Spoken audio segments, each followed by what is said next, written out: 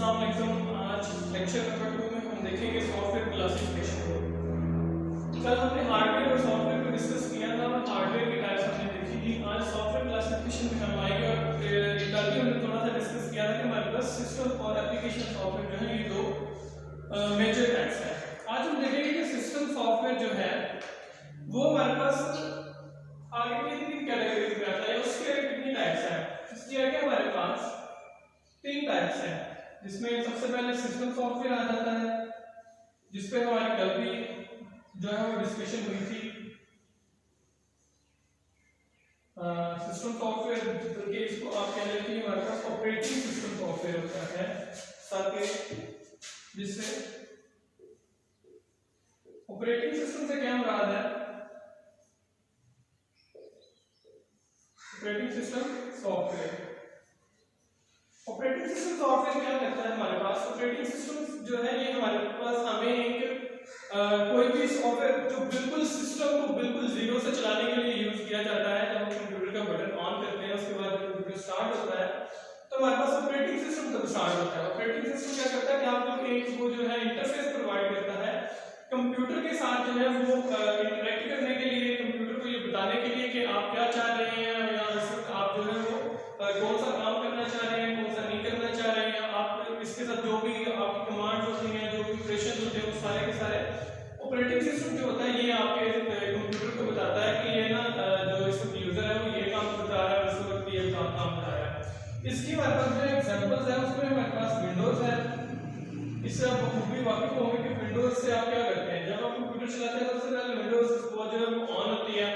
आपको अगर आपने वो अपना पासवर्ड वगैरह रखा हुआ तो वो यूजर ऑथेंटिकेट करती है कि क्या ये बाकी कोई यूजर है जो मेरे सिस्टम में, यानी कि मेरे लिए उसी बंदा कोई बंदा जो ये सिस्टम यूज कर रहा है कि जिसका ये है, उसके लिए वो यूजर जो है जो वेरीफाई करता है। ये ऑपरेटिंग सिस्टम जो होता है इसके अंदर ऑपरेशन हो रहा होता है।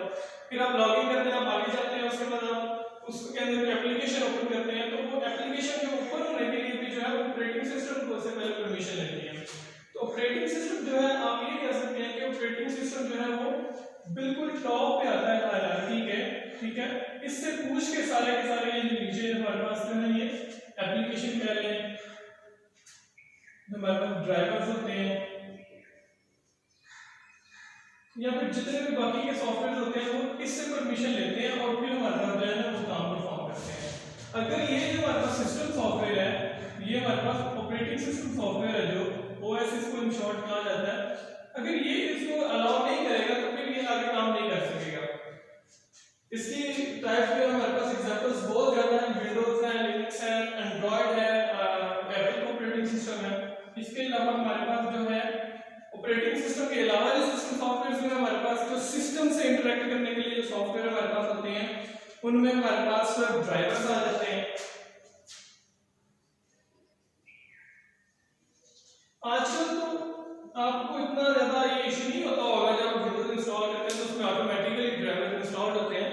लेकिन कभी आपने देखा होगा कि लैपटॉप में अचानक से अगर आपने विंडोज नहीं की है या कुछ भी ऐसा कोई मसला होगा तो आपकी आवाज नहीं आ रही या फिर जो है वो आपके कैमरा नहीं चल रहा जो है कंप्यूटर का, या फिर उसके स्पीकर्स नहीं चल रहे, तो वो ऐसा क्यों होता है। या फिर कभी माउस नहीं चल रहा होता, कभी कीबोर्ड नहीं चल रहा होता, क्यों? क्योंकि अक्सर उसका एरर मिलता है कि जो है ड्राइवर्स और this hardware do not found, ठीक है। अब क्या है कि उसके जो ड्राइवर्स होते हैं वो सिस्टम के साथ इंटरेक्ट करते हैं और सब सिस्टम बताते हैं कि इस वक्त जो है ये काम परफॉर्म करना है, ठीक है। आपके जो स्पीकर है, जो कीबोर्ड है, जो माउस है, या फिर इनमें जब यूएसबी भी प्लग इन करते हैं, ठीक है, तो आप देखते होंगे कि नीचे छोटा सा ऐसे डायलॉग बॉक्स बना आता है जिसके आता है कि सेटिंग अप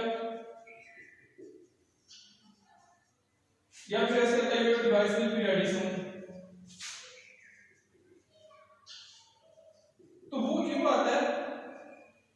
वो इसलिए आता है कि उसका मतलब है कि अभी जैसे आपने डिवाइस प्लग इन की है तो अभी उसके ड्राइवर्स इंस्टॉल नहीं है, तो कंप्यूटर जो है ऑपरेटिंग सिस्टम जो है वो जब तक इसके ड्राइवर्स को इंस्टॉल कर रहा है, सिस्टम के साथ इंटरनेट जो है वो करवा है, तब तक वो थोड़ा सा आपको वेट करना पड़ेगा। जब वो हो जाएगा तो फिर क्या है कि आपके पास वो आगे चलने लग जाएंगे।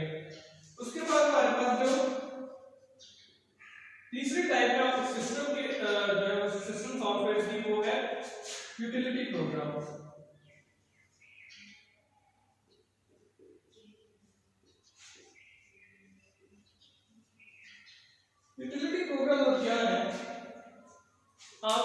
अंदर सारे का सारा बैकअप।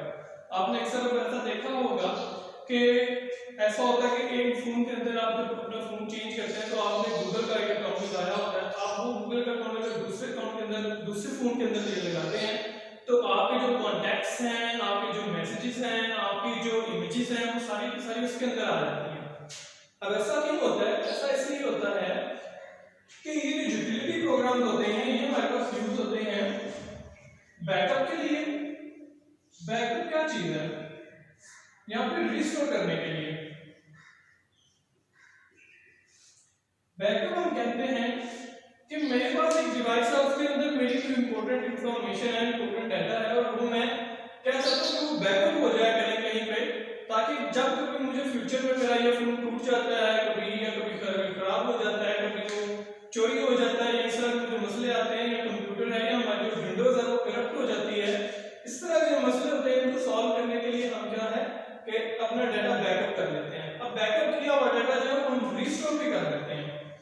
तो जब हम अपनी न्यू डिवाइस के अंदर अपना अकाउंट जो है वो लॉगिन करते हैं तो उसके अंदर वो सारे का सारा डाटा जो है वो रिस्टोर हो जाता है। इसलिए कहा जाता है कि आप अपने जो आपके अकाउंट होते हैं उनको सिक्योर रखा करें और उसका पासवर्ड किसी को ना दिया करें, और उसको जो है वो अपनी सिर्फ डिवाइस के अंदर यूज करें, क्योंकि अक्सर ऐसा होता है कि आप अपना अकाउंट किसी और डिवाइस के अंदर जो है वो लॉगिन कर देते हैं, उससे क्या हो जाता है फिर उससे उस डिवाइस का डाटा आपके अकाउंट पे जो है वो सारे का सारा बैकअप हो जाएगा, और आपका जो बैकअप डाटा है वो सारे का सारा उस डिवाइस के ऊपर भी रिस्टोर हो सकता है। तो ये एक तरह से यूजफुल भी है कि अगर आपके पास दो डिवाइसेस हैं जिन पे आप ऐसा करना चाह रहे हैं कि आप चाहते हैं कि मैं अपने फोन पे और अपने लैपटॉप पे काम करना चाह रहा हूँ, मैं जो फोन पे काम किया करूँ मेरे लैपटॉप पे ऑटोमेटिकली आ जाए करेगा, जो मैं लैपटॉप पे काम किया करूँ वो ऑटोमेटिकली फोन पे आ जाया करेगा। तो इसका सॉल्यूशन यही होता है कि आप वो एक अकाउंट जो है वो लगाते हैं अपने कंप्यूटर के ऊपर और फोन के अंदर, और आप बैकअप ऑन कर देते हैं, और आप देखते हैं कि वो सारे का सारा डाटा जो है आपकी एक डिवाइस से बैकअप होता है, दूसरी के अंदर रिस्टोर होता रहता है। ठीक है, ये भी एक हमारे पास यूटिलिटी प्रोग्राम था जो सिस्टम की सेटिंग्स को इंपोर्ट करते हैं और उनको बैकअप कर लेते हैं, ताकि फ्यूचर में आपको कभी भी आपको रिस्टोर करने की जरूरत पड़े तो वहां से आप रिस्टोर कर सकें। अच्छा, ये तो हो गया यूटिलिटी प्रोग्राम्स और ड्राइवर हो गया, ऑपरेटिंग सिस्टम हो गया। ठीक है, ये हमारे पास सिस्टम सॉफ्टवेयर की आगे से टाइप्स हैं। अब हम देखेंगे हमारे पास जो एप्लीकेशन सॉफ्टवेयर होते हैं, जो हमारे पास एप्लीकेशन सॉफ्टवेयर है, ये भी आगे से जो है वो दो तरह से डिवाइड किए जा सकते हैं। एक कस्टम बिल्ड। अब कस्टम बिल्ड से क्या नाम से मुराद ये है जाहिर हो रहा है, कस्टम बिल्ड के कोई भी बंदा जो है वो अपनी मर्जी से कोई अपनी पसंद का सॉफ्टवेयर जब बनवाता है, फॉर एग्जांपल जैसे कुछ स्कूल्स हैं, कुछ कॉलेजेस हैं, या कुछ दुकान वाले हैं, ठीक है, वो क्या करते हैं, वो कहते हैं हमने अपना अपनी एक एप्लीकेशन बनवानी है, एक सॉफ्टवेयर बनवाना है जिसके अंदर हमारा सारे का सारा डाटा हुआ करे। ठीक है, जब हमें चाहिए अगर हम डाटा वहां पे सेव कर लिया करें या उधर सब ले लिया करें, या फिर फॉर एग्जांपल जैसे स्कूल का कोई सॉफ्टवेयर है तो कहता है कि हम अपने बच्चों की अटेंडेंस ऑनलाइन निकाल लिया करें, उसमें ये फीचर हो कि जिस दिन बच्चा एब्सेंट होता है तो हम एब्सेंट मार्क करें तो ऑटोमेटिकली मैसेज सेंड हो जाएगा पेरेंट्स को, या फिर जिस दिन हम मार्क्स अपलोड किया करें तो जिस बच्चे के मार्क्स जो है पासिंग मार्क्स से बिलो हो उसका मैसेज उसके पेरेंट्स को चला जाया करे। ठीक है, ये सारी डिमांड्स हैं जो वेरी करती हैं। ठीक है, इस तरह कुछ लोग होते हैं वो कहते हैं कि जब भी हम कोई छुट्टी अनाउंस करें अपने कैलेंडर के अंदर, हम अपनी छुट्टी अनाउंस करें तो वो ऑटोमेटिकली पेरेंट्स को मैसेज चला जाया करे। ये एक स्कूल के सॉफ्टवेयर की मैं आपको एग्जांपल दे रहा हूँ। इसी तरह एक दुकान का सॉफ्टवेयर है, वो कहता है कि जब भी मैं किसी को कोई उधार देता हूँ तो वो मुझे ऐसा किया करे कि 7 दिन के बाद याद करवा दिया करे कि आपने इस ग्राहक से जो है वो उधार दिया था तो आज इससे आपने पैसे लेने थे, वो उसको ऑटोमेटिकली जो है वो याद करवा दिया करे। या इसी तरह के बहुत से फीचर्स जो हैं हम अपनी मर्जी से ऐड करवा सकते हैं, और ये सारे के सारे कस्टम बिल्ट एप्लीकेशन सॉफ्टवेयर के अंदर आते हैं। ठीक है, अब जितने भी डिपार्टमेंट्स हैं हमारे पास वो सारे के सारे कस्टम बिल्ट एप्लीकेशन को यूज करते हैं। आप कोई भी इदारा ले लें जो है वो अपनी मर्जी का सॉफ्टवेयर बनवाता है और उनको यूज करता है, अपनी मर्जी की सेटिंग्स करवाता है, सारा कुछ करता है, वो कस्टम बिल्ट के अंदर आता है। अगर अभी तक आपको कस्टम बिल्ट इतना क्लियर नहीं है तो जब हम इसकी दूसरी टाइप पढ़ेंगे, जो दूसरी है जो हमारे पैकेज एप्लीकेशन होती है। अब पैकेज एप्लीकेशन को जब डिस्कस करेंगे तो आपको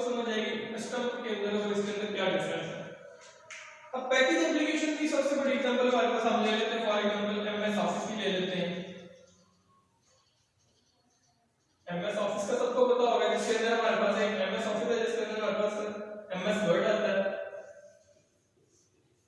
हमारे पास पावर पॉइंट आता है, हमारे पास उसमें उसी के अंदर हमारे पास एक्सेल भी आ जाता है।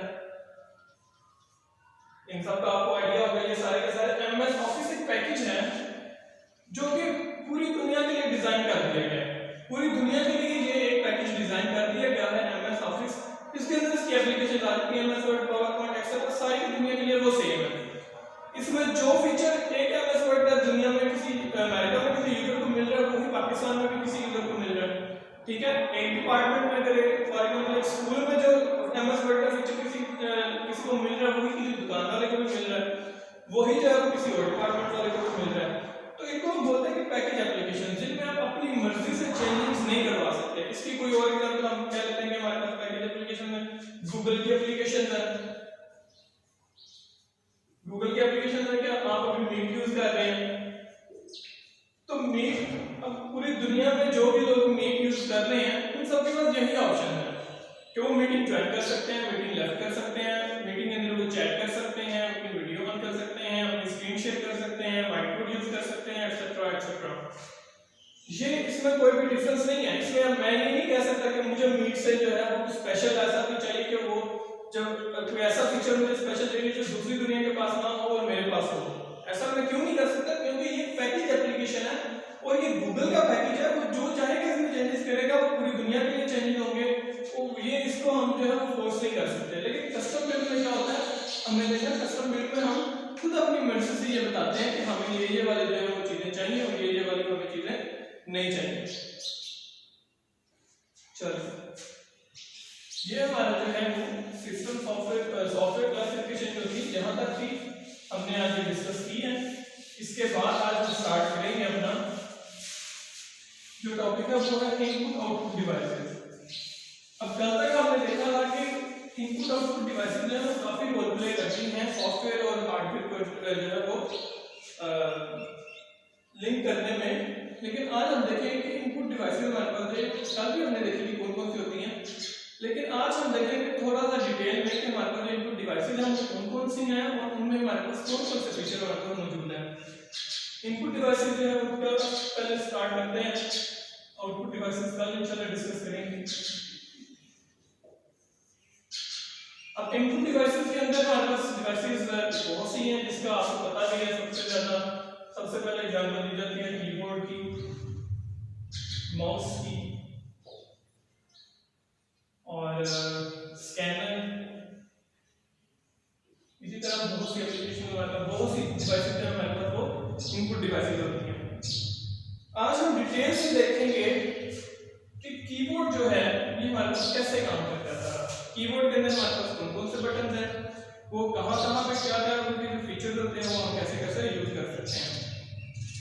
यहाँ पे मॉडल अगर आप उसको कहें तो आपके जो टच मोबाइल फोन हैं, जो टैबलेट्स हैं, उनके अंदर कीपैड जो है वो आ जाता है, वो भी कीबोर्ड ही है। ठीक है, ज्यादातर ये कीबोर्ड का तो किसी को जो है वो कुछ एक्सप्लेन करने की जरूरत नहीं है कि कीबोर्ड क्या होता है, वो सबको पता है। आज हम देखेंगे कि उसके ऊपर जो बटन होते हैं हमारे पास वो कौन कौन से होते हैं और वो हम किसके लिए यूज कर सकते हैं। सबसे पहले हमारे पास उसके ऊपर जो F की सीरीज दी होती है, जो ये बटन होते हैं, इधर बटन होता है एस्केप,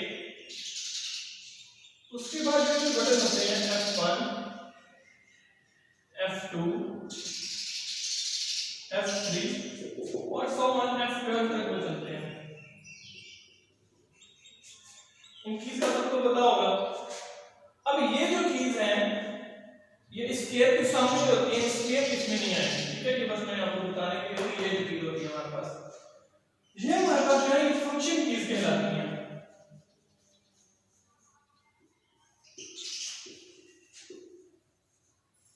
ये हमारे पास फंक्शन कीज कहलाती हैं। अब ये क्या करती हैं, इनका क्या फंक्शन होता है, ये हर एप्लीकेशन सॉफ्टवेयर जो होता है वो अपनी मर्जी से ये डिफाइन करता है कि जब यूजर F1 को प्रेस करेगा तो ये काम होना चाहिए, F2 को प्रेस करेगा तो ये काम होना चाहिए, F3 को प्रेस करेगा तो ये काम होना चाहिए। अब अगर आप वेब ब्राउज़र आपने चलाया हुआ है, मोस्ट प्रोबेबली गूगल क्रोम के अंदर इसके मुझे फंक्शन याद है। अगर आप F12 दबाएंगे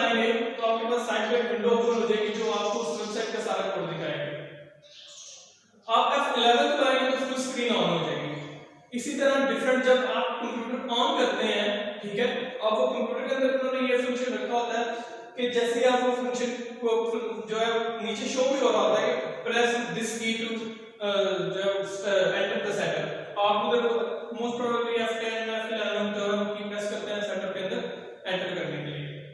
ये हमारे पास फंक्शन की होती हैं। इसके अलावा हमने ये देखी थी एस्केप की। एस्केप ESC लिखा होता है, जो एस्केप की शॉर्ट फॉर्म है एस्केप। अब एस्केप क्या है कि नाम से ही जाहिर हो रहा है किसी चीज से निकलने को जो है ना हम वो इधर शो करवा रहे हैं।